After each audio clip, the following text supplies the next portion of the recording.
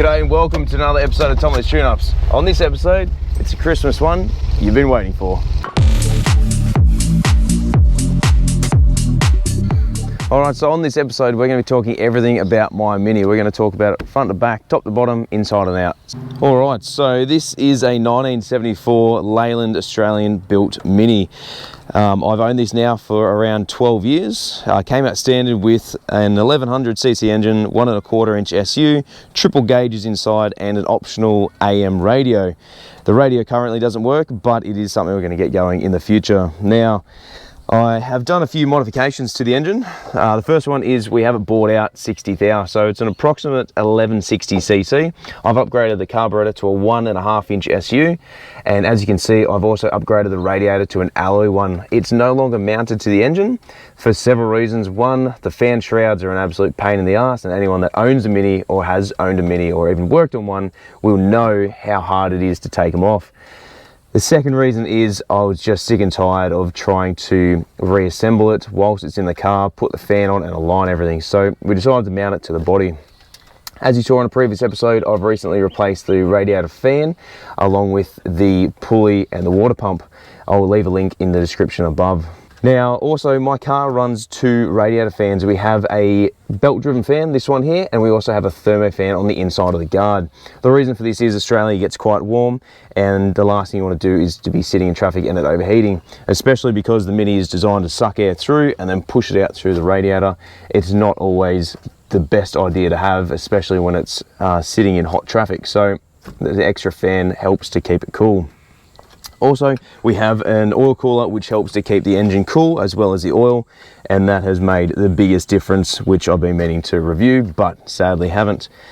Other than that, she's been fully resprayed. She is in tartan red, one of the original Leyland Mini colours, or even Mini colours that came out in the 60s and 70s, and the roof is Toyota white, which is 040 is the paint code. I've done some modifications to it in regards to upgrading it to a bit more modern. So as you can see, we've got the giant light bar at the front, which is absolutely enormous. Comes in handy when it is quite dark. Also, we have LED lights as well with the grills over the top of the lights just to give the added effect. Let's go around to the rest of the car and have a look. Okay, so the first thing you probably notice is a lot of the interior is not done. We don't have any door trims, we certainly don't have any roof lining, nor do we have any pillar trims around the side, but that's something we're going to be addressing down the track. So, as I was saying before, the standard AM radio that it came out with, it is not connected. It did originally have an aerial that came with the car, but I decided to get rid of it. The triple gauges, so I have a tacho, I have a fuel gauge and a temp gauge, as well as the speedo on the left. Both the fuel and the temperature gauge don't work, as I have auxiliary ones over here. Now, as I've explained in previous videos before, all the gauges serve a purpose, not only for the car, but also it tells a story. So I decided to upgrade the fuel gauge because the old one was quite outdated, I guess, and I wanted something a bit more accurate. The temperature gauge, originally it only said hot or cold. What is hot and what is cold? Is it overheating? Is it not? I was unsure.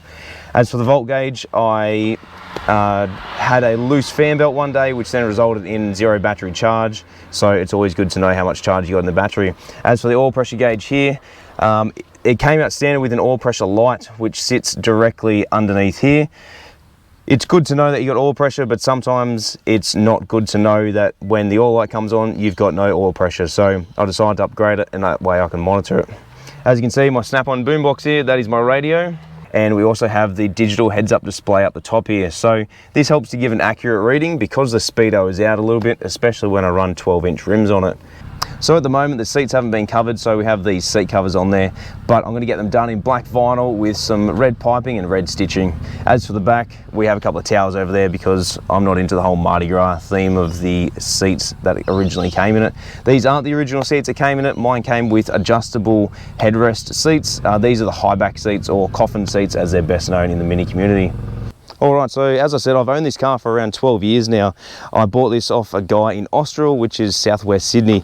Originally, when I bought it, it was used as a paddock basher. And for those of you out there who don't know what a paddock basher is, it's something used to run around a paddock and just flog the absolute crap out of, not really give two hoots about. Now, the guy told me that he was teaching his kids how to drive. I originally thought the kids might have been 10, 12. Turns out they were 5 and 7, so the car was absolutely destroyed. Like most original Minis, they do have their rust. I've pretty much replaced 60% of the panels on this. So we have new quarter panels, inner and outer A panels, door skins have had to be redone, both front floors, both sill panels underneath, as well as the boot floor and the beaver panel at the back. I did originally have the flap at the back of it that enables you to see the number plate when the boot lid is down, but sadly the original one was rusted, so we just went with the standard style. So with the suspension and steering setup, it's fully adjustable, so you can spend the time to dial it into where exactly you want it to be. So we run HiLos along with rubber cone suspension and adjustable shock absorbers. This does take a little bit of time to get tuned in, but when you get it tuned in, it drives like a charm. I did a track day with the guys at Mighty Car Mods a few years back, and it took me probably about 3 or 4 laps to get it dialed in. Once I dialed it in, it was amazing. But then on the way home, I forgot to readjust it and I paid the price with my spine. So make sure if you do have it adjustable, depending on your daily driving, or even if you're doing a track day, you readjust it to where you want it to be so it is nice and comfortable depending on the application. So at the front, we also have adjustable lower control arms so we can get the camber to where we want it to be to enable better handling, along with adjustable tie bars as well. All right, and lastly, it does have the upgraded ratio rack where it enables 2.2 turns from lock to lock with the steering. So this makes the world of difference, especially having a big truck bus steering wheel and especially with tighter turning. So a little bit of history on this car. It took me around 9 years to get it on the road. I originally bought it, drove it about 10 meters and then stripped the entire thing. I recall asking one of my mates, Tom, who hopefully is watching, when we had a day off to strip this. We started stripping it together one day, and then the next day I had to go back to work.